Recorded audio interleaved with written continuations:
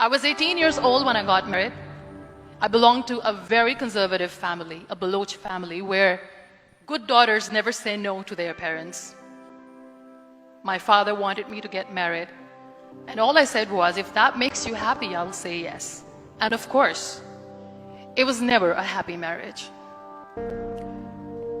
Just about after 2 years of getting married, about 9 years ago, I met a car accident.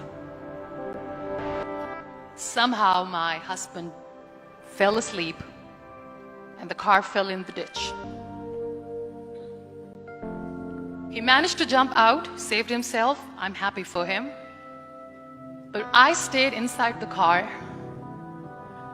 and I sustained a lot of injuries. The list is a bit long. Radius ulna of my right arm were fractured. The wrist was fractured. Shoulder bone and collarbone were fractured. My whole rib cage got fractured. But that injury that changed me and my life completely as a person and my perception towards living my life was the spine injury. Many people came to rescue. They gave me CPR. They dragged me out of the car. And while they were dragging me out, I got the complete transection of my spinal cord. Those 2.5 months in the hospital were dreadful. I was at the verge of despair.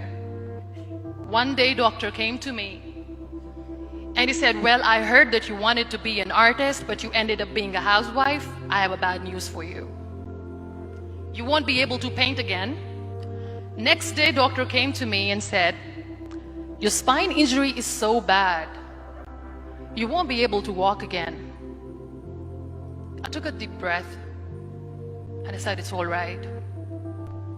The next day, doctor came to me and said, because of your spine injury and the fixation that you have in your back, you won't be able to give birth to a child again. That day, I was devastated. And that is where I started to question my existence. Why am I even alive? What's the point of living?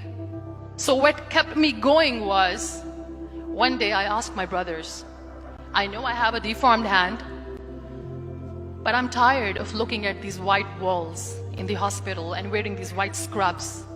I'm getting tired of this. I want to add more colors to my life. I want to do something. Bring me some colors, bring me some small canvas. I want to paint. So the very first painting I made was on my deathbed, where I painted for the very first time. What an amazing therapy it was. Without uttering a single word, I could paint my heart out. I could share my story. People used to come and say, what lovely painting, so much color. Nobody could see the grief in it. Only I could. And that day I decided that I'm going to live life for myself. I am not going to be that perfect person for someone. I am just going to take this moment and I will make it perfect for myself. That day I decided that I'm going to fight my fears. So I wrote down one by one all those fears. And I decided that I'm going to overcome these fears one at a time. You know what was my biggest fear? Divorce. But the day I decided that this is nothing but my fear, I liberated myself by setting him free. And I made myself emotionally so strong that the day I got the news that he's getting married, I sent him a text that I'm so happy for you and I wish you all the best. And he knows that I pray for him today. My biggest fear, number 2, was I won't be able to be a mother again. And that was quite devastating for me. But then I realized there are so many children in the world, all they want is acceptance. So there is no point of crying, just go and adopt one. And that's what I did. I gave my name in different organizations, different orphanages. 2 years later, I got this call from a very small city in Pakistan. I got a call and they said, are you Muniba Mazari? There is a baby boy and would you like to adopt? And when I say yes, I could literally feel the labor pain. I said, yes, yes, I am going to adopt him. I am coming to take him home. And that day, I was 2 days old, and today he's 6.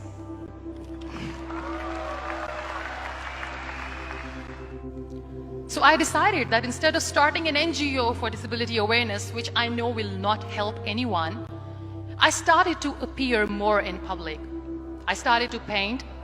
I have done a lot of modeling campaigns, different campaigns for brands like Tony and Guy. I decided that I'm going to join the national TV of Pakistan as an anchor person, and I've been doing a lot of shows for the last 3 years. I became the National Goodwill Ambassador for UN Women Pakistan, and now I speak for the rights of women, children. I was featured in BBC 100 Women for 2015. I'm one of the Forbes 30 under 30 for 2016.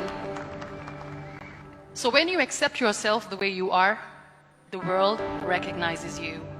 It all starts from within. We have this amazing fantasy about life. This is how things should work. If that doesn't happen, we give up. So my dear friends, let me tell you one thing. I never wanted to be on the wheelchair. Never thought of being on the wheelchair. This life is a test and a trial, and tests are trials are never supposed to be easy. So when you are expecting ease from life, and life gives you lemons, then you make the lemonade, and then do not blame life for that. It is okay to be scared. It is okay to cry. Everything is okay, but giving up should not be an option. They always say that failure is not an option. Failure should be an option, because when you fail, you get up, and then you fail, and then you get up, and that keeps you going. Embrace each and every breath that you are taking. Celebrate your life. Live it. Don't die before your death. So be grateful, be alive, and live every moment. Thank you so much, everyone. Thank you.